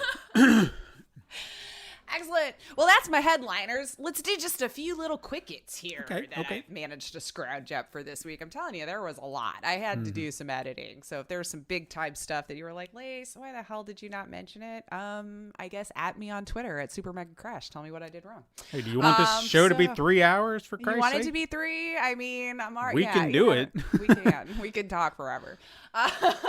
Let's see. Sony's PS5 is now the fastest selling console in history in the US anyway, which is odd since I only know you who's managed to get one, but whatever. And Todd. Yes, I do. I guess I know Todd, our long lost brother. Yeah. I don't know if he even listens. Todd, do you listen? I feel like he does sometimes. So, Todd, if you're out there listening, message me when you hear this. If you answer this, I know you still love us. If you don't, well, I'm just going to have to jump to conclusions. So, he's got a PS5. But it is what it is. So this is now achieved in dollar sales, though, as well as unit sales. So in March 2021, it was still behind the PS4, but barely. And then I guess April hit, and it's now the fastest whatever, which is true. I could see it go like, oh, it's on sale at 2 p.m. Eastern, and I refresh the website, and it's sold out. I'm like, Jesus, mother, good. I give up. Yeah, it's getting frustrating. For like a year. I think I need to just give up for a year. Because damn, I'm not going to have anything left to game on with these. Anyway. You're going to have to go to a store. I'm telling you. If they even are in there anymore. But you brought this to my attention. We had more casting news on The Last of Us HBO series, as Gabriel Luna is now set up to play Tommy, who is Joel's younger brother and former soldier in the game. Luna has been seen previously in Agents of S.H.I.E.L.D. as Robbie Reyes. And honestly, I guess that looked like the biggest one that people would know. If you're familiar with Gabriel Luna, I admit I was not. So this was kind of one of my first diving into checking him out. But the casting so far has been good. So I have no doubt that his casting choice was probably also a very good casting choice. And we'll have to wait and see. I will speak to his abilities. I think it's a good choice. Okay. I can trust it so far, because so far the ones they've lined up, I respect as actors. So this could be interesting, to say the least. And I kind of hope they do their own thing to keep it more interesting for those of us who have played the game and have seen the story in its best form. So, far, so good. I don't have any qualms about it yet. Let's see. For those of you who love Days Gone and went, dang it, why couldn't I play it on PC? Well, now you can on May 18th. Woo! In ultra-wide 4K if you want to, too, apparently. Look at you, fancy. I'm telling you. For those of you who have something higher than HD, I'm still on 1080p, baby. Woo, woo. Yeah! And I've only been on 1080 for the monitor for like 3 years now. Yeah. Now, I'm behind the times. I'll say this. I mean, the 4K, some people may see it. Maybe my eyes aren't what they used to be. But it's... I don't know that I would be able to tell. It's like from 720 to 1080, I can tell. I can tell. Sure. 1080 to, was it 1260 or 2160? Something like that. Or I think it's just making things smaller. Well, it's fine detail, and look, it looks great, but I don't know how much better you could, because when they're talking about 8K, Yeah, I think Like, our I guess I'd eyeballs have can to only see handle it. so much. Yeah. No, I think they just know that they're good at selling things, and we'll hear 8K and just assume it's better and talk ourselves into thinking that it does look better and spending $8,000 on the new thing. Yeah, yeah, 'Cause yeah. I mean, at this point, Like the main thing that I'm looking unless at you're right going to now, have them step into my home and do it for me live, I don't know how much better it can look. No. You know? I mean, the only thing I'm looking for right now that I'm trying to upgrade is the sound. So if you're telling me that you've got it remastered in the greatest sound imaginable, then I want to have the best sound system to go along with it, and I want to have that experience, you know? Yeah. Like when I'm watching Godzilla vs. Kong, I want to hear that shit rumble my room, baby. Hell yeah! Well, that's what you're there for. Monster fights. Let's get it. All right, let's see here. Mass Effect Legendary Edition. I have to talk about this for a sec. I know it's a quick it, but I might have lied a little bit. So I am looking forward to this. Coming soon. But did you see the side-by-sides? For Mass Effect? Yeah, the Legendary Edition, the remake they're doing of the trilogy. I guess not. I kind of thought the old one looked Oh, better. no, you did show me that. Yeah, that was that picture you showed me. Yeah, I was a little concerned. Yeah, it looked worse. Like It they should have did. been Like the other way swapped. around, right? Yeah. So now I'm getting a little concerned if I'm going to be playing it in its best version. Maybe I shouldn't be, but I have kind of stepped out from it a little bit because I didn't want to get a lot of spoilers. Because yes, I know the game is that old, but I still haven't played it. And I was talked into now waiting since we had this remake coming out of the entire series. And I said, okay, so I will.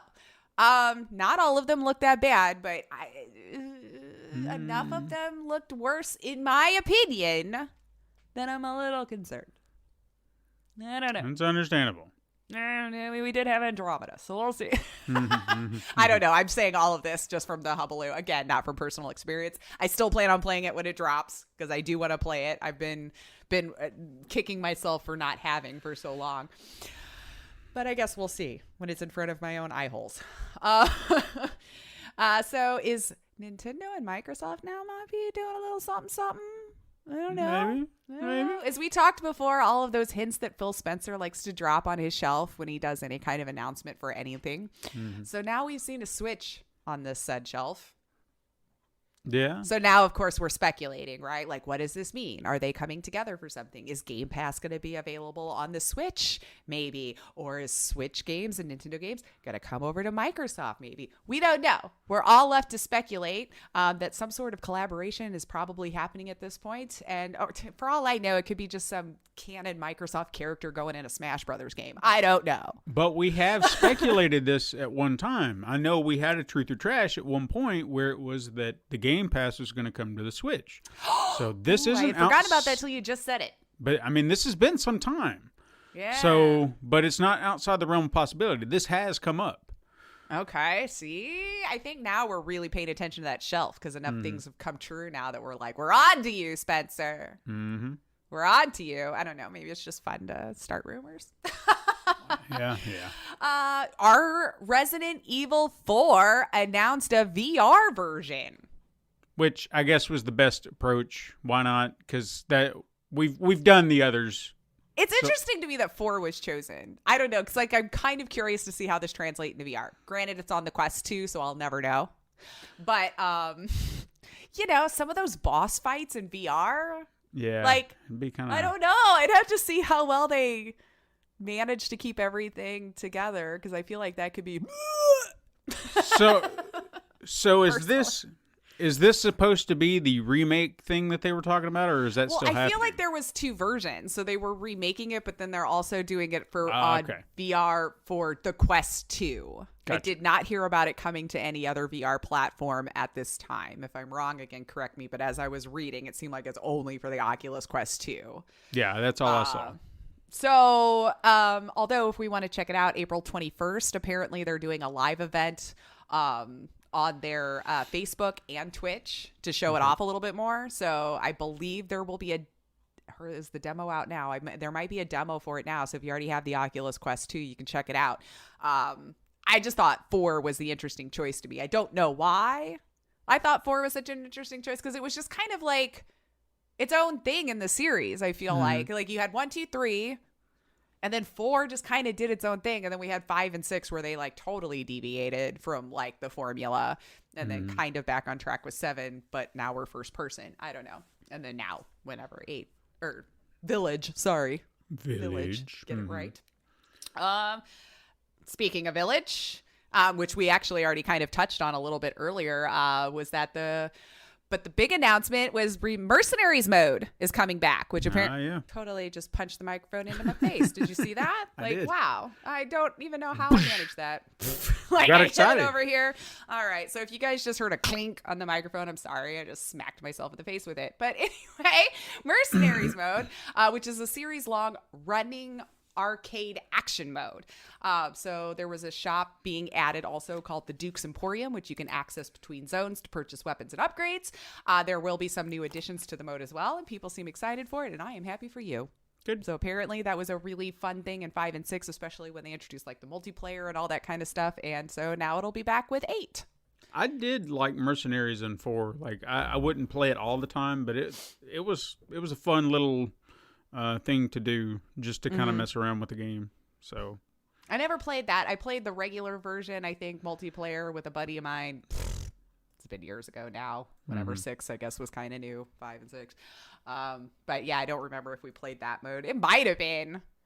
Because I was stuck without him for a really long time, and the timer kept clicking, and I'm like, I have no idea where I am on the map. I don't know how to get back to you. I can't even find the enemy. I mean, a lot of beer might have come into play as well as to why I wasn't playing this game well, but whatever. Moving on, Twitch's bot crackdown happened again on some fake accounts that, you know, people like to do to artificially inflate their accounts, their follows. But actually this time it did cost a lot of streamers in their account, but you can decide whether it's a big deal or not if they were fake people, but it's arguable that they lost anything from me, since they weren't legit in the first place. But Twitch announced it was taking action against a supposed 7.5 million plus accounts that was suspected of follow botting or view botting. And Twitch warned you might see a sudden decrease in numbers. And they were right, as some streamers reported hundreds and sometimes thousands of losses. But the biggest streamers, one of which is XQC, lost supposedly now about 2.6 million followers. Soda Pop and another huge one lost 3 mil, but Ninja, interestingly, only about 200K. So I guess he never got as botted or anything as some of the other ones. I don't know. I expected all the huge streamers to lose a ton, because it's not just like streamers don't always buy it. Sometimes people maliciously bought a streamer and everything like that.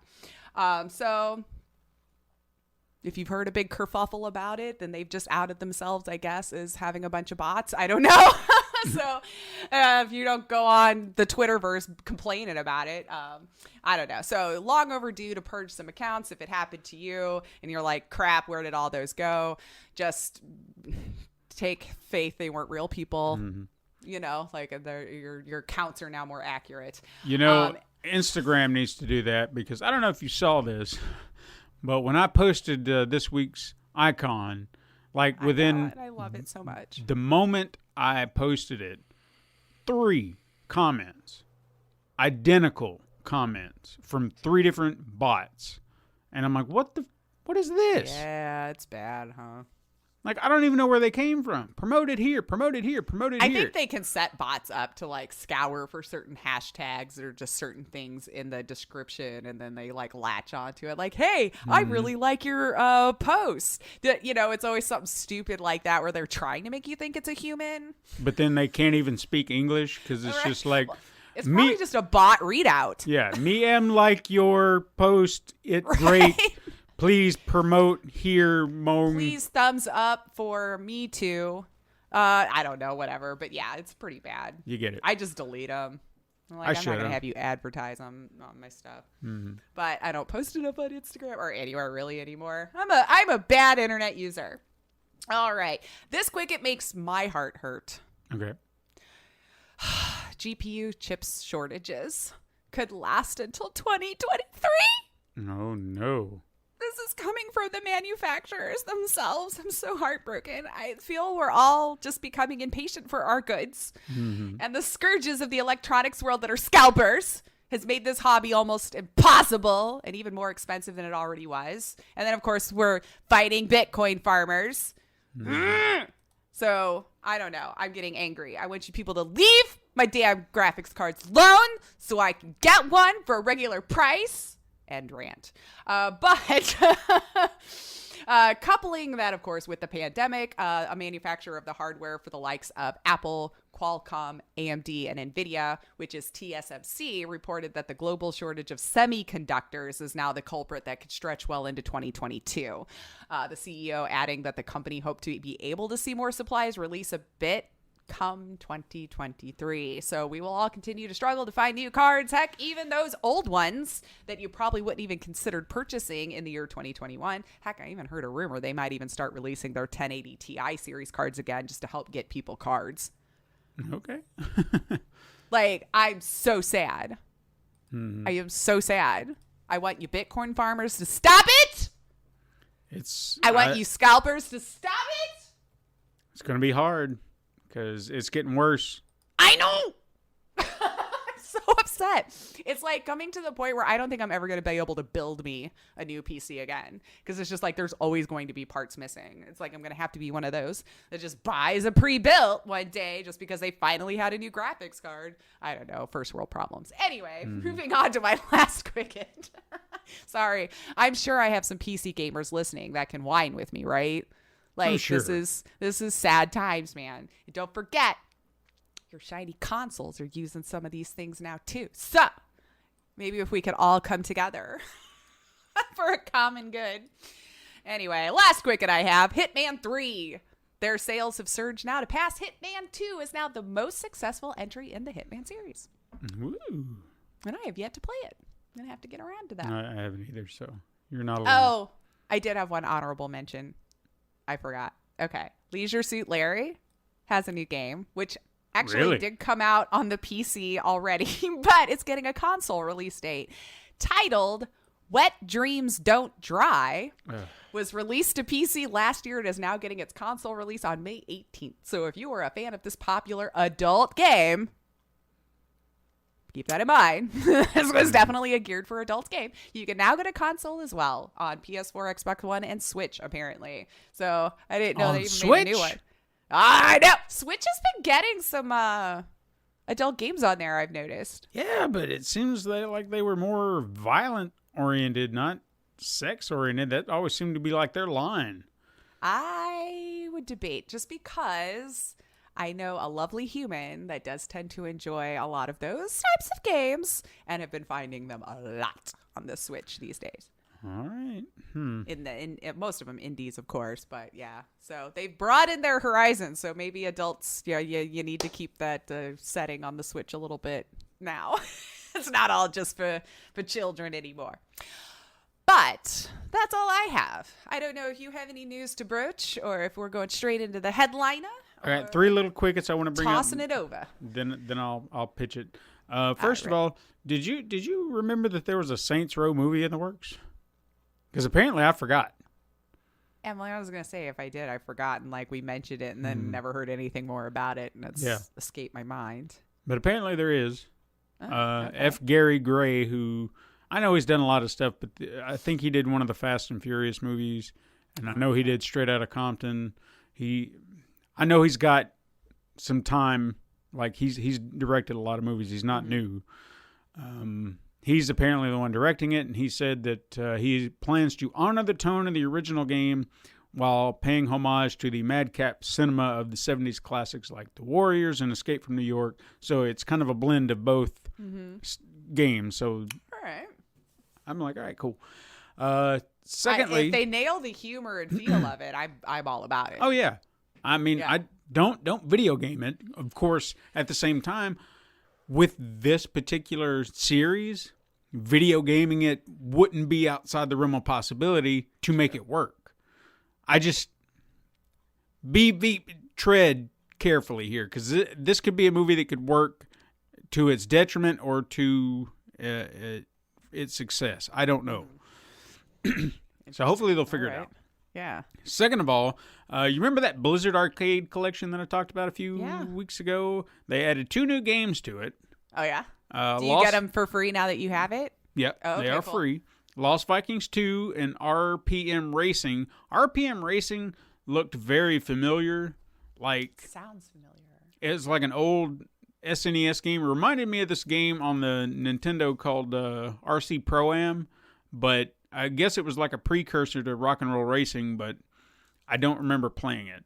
And I don't think I ever played Lost Vikings 2 either, so this was kind of a nice treat. It's like, oh shit, yeah, I get that. But I did respond to the tweet that Blizzard sent out about, hey, look at what you're getting for free. And I said, hey, how about that blood cut of Blackthorn, that I played on PC? Yeah. How about you add that shit in? And, of course, I hear nothing because I'm invisible. And finally, and I thought this was really cool, we all, if you played the Telltale's Walking Dead, who would you say your favorite character is? Well, you probably want to default to Clementine, eh? Right. We all love Clementine. Yeah. You want to see more of Clementine? I mean, I probably have to finish the 4th one first before I say that honestly, but yes. Okay, you want more Clementine? I do. We're a gonna lovely get character, and it was acted very well. I feel we're gonna get more of Clementine now. Not in a video game form, mind you, but still, if you want more of Clementine, they are going to be publishing a new comic book called Skybound X from the people that created The Walking Dead. Oh, fun. And okay. it's an anthology series where they get to tell stories just in whatever way. One of the craziest things they're doing is, I don't remember ever seeing this, so I actually went out and bought the book digitally just so I could see what the hell they were talking about. Yeah. But they're doing this story called Rick Grimes 2000, where Rick wakes up in some cybernetic future where the zombies are still happening, but everything's like robots and lightsabers, and it's weird. What? Yeah. It's like something they did back in issue 75. It's like just, this dude's yeah, just random drug stuff. dream. I don't Yeah, so they decided they're going to expand on that and tell some of that story within these books. But they also confirmed that they're going to be doing Clementine stories in these books. And I was like, Interesting. Awesome. So if you want to get to see Clementine... Is it going to pick up after the games in our life? I'm assuming they didn't specify like where in her life or anything, but I would assume they're either going to continue on or maybe even touch on areas that maybe we didn't get to see in her life. Sure. So I'm excited. They'll come out. I think they come out in July. So just right around the corner. Yeah. So if you're interested, Skybound X, and they'll be running for about I think until August. So every week, mind you can get a new book. Oh, fun. So I'm excited. Yeah. Especially for Clementine. Okay, well, my headliner this week, I had to think on this one, and for whatever reason, it just struck me one day, and I was like, that would be something worth looking into, Why not? So, I don't know if you remember, but back in the 80s, Nintendo was a hot commodity. They really were, yeah. Okay? Yeah. It was the console every kid wanted because Atari just wasn't cutting it anymore. Right. I mean, once you played Nintendo... Pong. Yeah, once you play Nintendo, it's like, oh, no, I can't go back to that. No, what are you talking about? Now, if you're one of the lucky kids to beat your parents into submission and get a Nintendo, you would be treated to a console, 2 controllers, 2 games, and a zapper. I mean, this was the complete package that allowed you to play 2 different types of games with or without a friend, and you get a double whammy cartridge of Super Mario Brothers and Duck Hunt. And this was a staple of anyone who owned an NES. And this is unheard of today. You can barely get a controller. You barely get a controller with one now, yeah. Now, while Super Mario Brothers has gone down to spawn an entire franchise of titles, Duck Hunt really remains stagnant in the 8-bit space. No one, or never once have you seen any kind of sequel or revival. I mean, it's just a game that kind of went by the wayside, and I guess there's really not much more you can do with it. Sure. But you may ask, why exactly? Why hasn't there been a Duck Hunt 2 where you can just chase ducks into new forests or whatever? I don't just dive into like what happened to the dog, man. Yeah, what happened to the dog? Good. Like, yeah. I mean, we could argue that it could be related to the gun debate in this country, but I would argue on another point that maybe technology just left it behind. And to detail my case a little bit more thoroughly, I thought we could explore the history of the very instrument essential into playing Duck Hunt, the light gun. Now, if I asked you when you thought the light gun was invented, what would you answer? Well, in my brain, I would probably say early 80s. So it was implemented by, 87 or so when that game was out. 88. So 80s? Yeah, or like late 70s, probably something clicked. And they were like, you know what? But you're probably going to tell me like 1902 or some garbage. I don't know. Well, you're close and way off at the same time. So I'm going to tell you something. But. the very first light gun was developed in the 1930s. Oh, wow. Following the development of phototubes. Now, I did my best to try and discover why a phototube, which is technically a light-sensing vacuum tube, was developed in the first place, but really came up short. Like, you got all the details about how, but I was like, okay, but why? Maybe it was an accident. I feel like a lot of the times these things were, I was doing this and this happened and eureka. Well, the best I could actually come up with is it was for the sake of science. Like maybe a scientist needed something like a tool and then they just developed it because they're actually still using these in the study of physics today. So it hasn't disappeared. So perhaps it was based on necessity. Sure. Anyway, in 1936, the J.P. Seberg Company, which manufactured automated musical equipment like jukeboxes and vending equipment, took an opportunity to see the electric eye light sensing vacuum tube in a unique way and developed the Ray-O-Light rifle game, which is really a precursor to Duck Hunt. Now, built in a fabulous veneer wood cabinet. Oh my goodness, it is so chic. So fancy.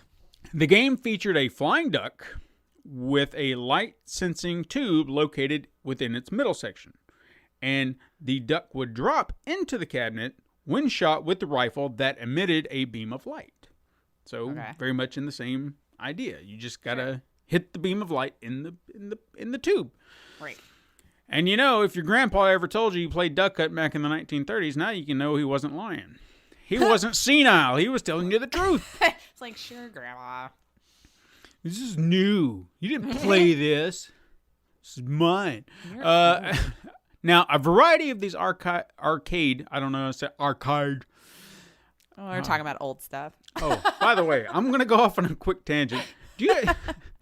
Because I couldn't say this word right. I watched, I know this is really just off, but it just made me remember. I just watched Saw again for like the first time, and I don't know when. Okay. And for whatever reason, Carrie Elways cannot say the word bastard without saying it weird. I don't know if you... now I'd have to go back. He said, you bastard! You bastard! And I'm like, it's why from are the you... emotion, right? Yeah, but it's just so... You bastard! But he's like, you bastard! You bastard! It's weird. It's weird. I'm sorry, but go back and watch. I swear to God, he sounds really, really weird when he's saying it. And I thought it maybe just one scene, but no, he says it several times the same way. Bastard! Yeah, 'cause I don't think he's got an accent or anything. He doesn't. No. That's fake. A variety of these arcade-style games were developed and evolved through the decades. Now, in 1966, Sega and Nakamura Manufacturing, which is a company that would be later known as Namco, changed the format and the arcade industry when they released Periscope.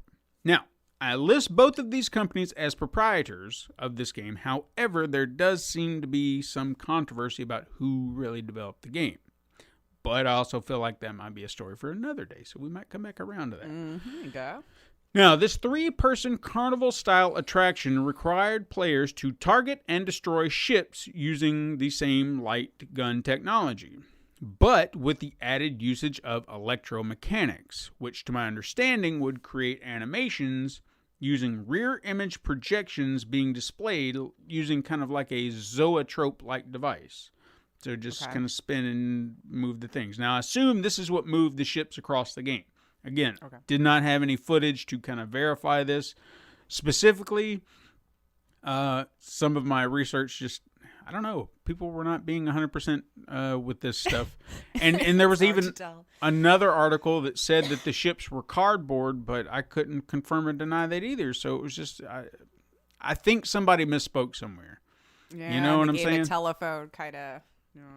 Yeah. But anyway, If you know what it is and what I'm saying is wrong, then by all means, keep it to yourself. Now, another first was Periscope another first that it had was being the very first arcade game to charge a quarter. Ooh. So there you go. Inflation. Yeah, this is where it all began. Quarters and now you got to pay $1 to play anything, which is really weird. Yeah. 3 years later, Sega released Missile, then Killer Shark in 1972. You remember that? You saw that in Jaws, where it's on the arcade. It's like, or however it went. I don't know. Now, Nintendo released Beam Gun in 1970 and Laser Clay Shooting and Wild Gunman in 1973. And I think that clay shooting thing they put in Duck Hunt. You remember that? It was that second or third, whatever. But I think it was on the Olympics thing, right? No, it was in Duck Hunt. Yeah, it was like the shooting? third. Okay. Oh, whatever. yeah. You had to like get good. Yeah. Anyway, Laser Clay Shooting Or and go Wild... really close to the TV. Right. Laser Clay Shooting and Wild Gunman in 1973 and 1974, respectively, showing that even in the 70s, the two companies were already competing with one another because, why not? Yeah. Eventually, with the evolution of arcade games in general, then the introduction of home consoles, this technology had to adapt. Now, how do you shift the technology onto glass screen monitors? Well, first things first, the technology in the gun had to change. As previously mentioned, the original guns would emit a light from the barrel, aiming for a light-sensitive tube. The next phase of the technology flipped the idea and built the gun with the photodiode inside. Then when the trigger is pulled, it would cause the monitor to turn black, which indicated that the diode in the gun was now receiving a light signature. A part of the screen would be painted white to give the computer an indicator where the gun was pointing based on where the diode detected the light. I know this sounds like a very long, arduous process, but it happens within a fraction of a second. Sure. Yeah. Wow. It's just boom. That's what's happening. Now, Magnavox had utilized the technology to create a home experience on their own home console, the Odyssey. However, their technology was seemingly brand dependent, as their shooting gallery game would only work on Magnavox televisions. So you can really see how that would kind of bite them in the ass. Yeah. I'm sure they were thinking that was going to help. The shotgun that they created was kind of cool. It had a very realistic design. It even required the players to cock the gun, after each shot. So it's kind of neat, I guess, if you're a gun nut like that. Now, Nintendo perfected the concept and utilized what is known as sequential targeting for its zapper. I could go into detail about this method, but it involves a lot of geometry. So I'll kind of give you the best basic rundown of it I can. Sure. Using Duck Hunt as an example, the duck is a square of white light. If the diode detects the white square, it's a hit. It's pretty much as simple as that. Okay. Problem is, this simplistic method had flaws. You could literally aim your zapper at a light bulb, and it detects a hit. Yeah. Now, because of this, a second method was developed, one that Nintendo actually utilized in its Super Scope accessory, called cathode ray timing. I almost couldn't get that word out. Cathode. Science words. I don't even think I ever used a Super Scope. I remember them, but I never got one. It's what they came out with on the Super Nintendo. Anyway. I didn't have Super Nintendo. It was in the Super Mario Brothers, regular remember? NES and then N64. Yeah. Now, since most televisions were equipped with cathode ray tubes, the method would, and bear with me now, start by creating a virtual screen using an electron beam that graphs every inch in the blink of an eye. Then, when the trigger of the gun is pulled, the computer will calculate the time it takes for the electron beam to stimulate the phosphor at the precise location the gun was aimed. Okay. Now, you may be asking, what the hell is phosphor? I'm thinking like inside the machine itself. Well, you're right. Yeah. Phosphor is a material that emits light when exposed to radiation, such as ultraviolet light or electron beam. Several colored phosphors can be found in cathode ray tubes. That's why you get the color in your TV. There we go. See how this works now? Yeah, we're getting there. I don't have Or at time least to. then. I don't have time to break down the mechanics of a TV, so just go Google it or some shit. Right. Look up how TVs used to be. Yeah, I'm talking about light guns right now. Damn it. Right. Right.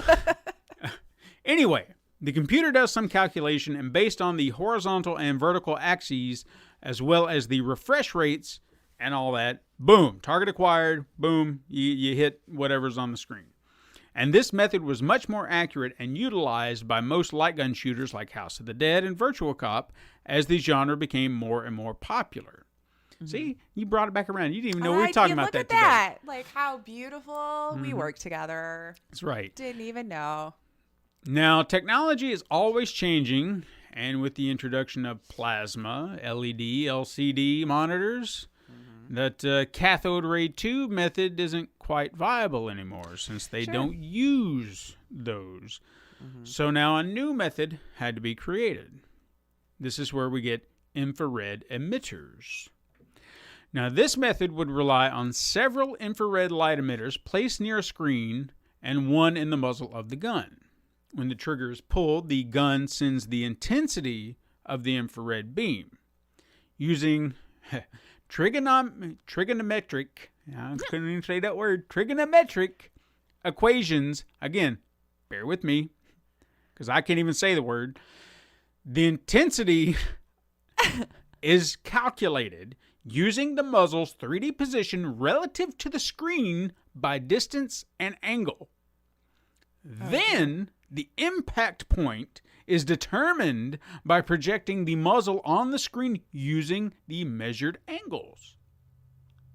So math. In a nutshell, it's that complicated. Math. Okay. Math! Now, numerous variants of this method have been developed to work for numerous applications. In fact, a variant of this method was used for the Wii Remote, utilizing an infrared video camera instead of a sensor. The downside is this method is a little less accurate than the traditional method, despite it being more flexible. And while this method would help keep the genre going just a little bit longer, advances in technology and yes, even events in the world can quickly end something's popularity. Now, by the year 2000, the demand for light gun shooters had been waning for years, but in the wake of Columbine, if you all remember that, if not, go do your history, their presence in arcades was suddenly starting to become controversial, and the guns or the cabinets that had the guns were no longer really wanted, even though, if you recall, a lot of those guns were painted red and blue to Was that in look... response to, or? No, they were actually like that. I don't remember them like being orange and stuff. It seems like until later, but They were meant to be, or at least the ones from Japan, they were painted that color to indicate that would they were make more toys. sense. Yeah, these aren't than what weapons, we would they're do toys. at first. Yeah. Sure. Similar style shooters have been developed for home consoles, utilizing new peripherals to turn Wii controllers and PlayStation Move controllers into gun-like weapons. You know, like they turn the Wii remotes into a crossbow or whatever. Oh yeah, they had those adapters and stuff. Yeah. It's not quite the same thing, but, you know, just like technology can destroy an old thing, it too can evolve to revitalize it. Right. Yeah. Recently, and this is so fun that I came across this in my research. Recently, a company under the name of Sinden Technology has developed a new type of light gun using an all-new method called rectangular positioning. The technology here focuses on the shape, size, and distortion of the screen itself, which can then determine the position, angle of the light gun relative to the screen, which then calculates where it's pointing using the light from the screen as a reference point. Okay? A lot of math. And you may ask yourself, you may ask yourself, what if the game I'm playing is dark? Well, they've got you covered there too. You see, They do more math things, and it does. They've got it figured out. They got it figured out.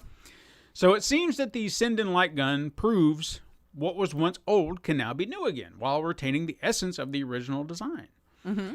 The light gun may not have been a real important element of my childhood, but it was ever present. You know, we had games like Duck Hunt, Hogan's Alley, Gumshoe, Wild Gunman, and, you know, wish I had the cool zapper like Captain Wasn't Ink. it Mad Dog 2, McCree, or whatever? Something like that. Oh, yeah. Yeah. I remember. One of the first Sega? FMVs, too. Look at that. I mean, it never enticed me, like playing with the zapper. Sure. Never enticed me to shoot my friends or become violent. No. Because video games, and to some degree, and this may sound controversial, but to some degree, even guns themselves aren't really the root problem behind tragedies like Columbine. Mm-hmm. But that's just, I digress. Right. I won't get into that. The light gun may sound like a relic, but one should be impressed how it has found a way to survive by evolving over the course of 85 years. Progress, Who knew man. it was so old? Right? I wouldn't have guessed that old for sure. I know. But there you go. Now you have a history of your light guns. And if you know That's geometry interesting. and math, you probably know how this stuff works. Right? If you know math. I know math. I just don't know that math. I've heard of it.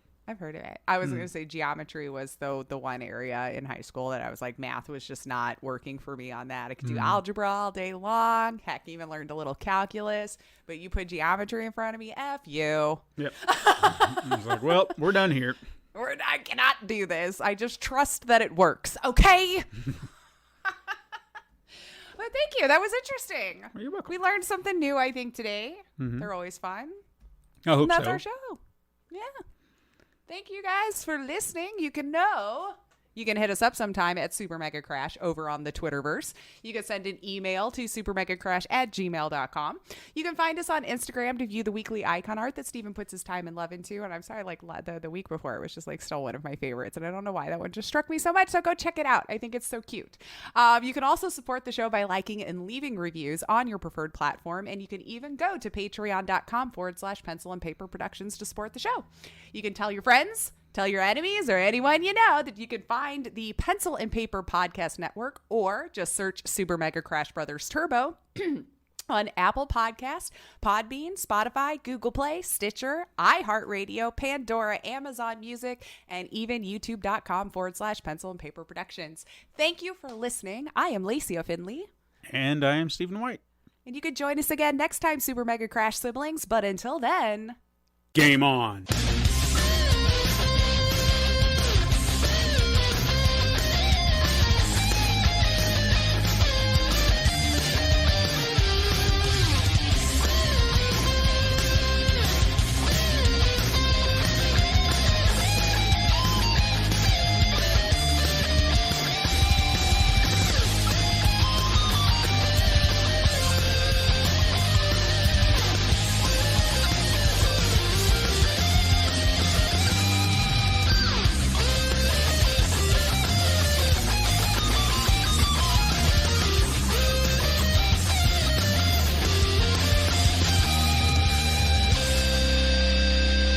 This has been a Pencil and Paper Podcast Network production.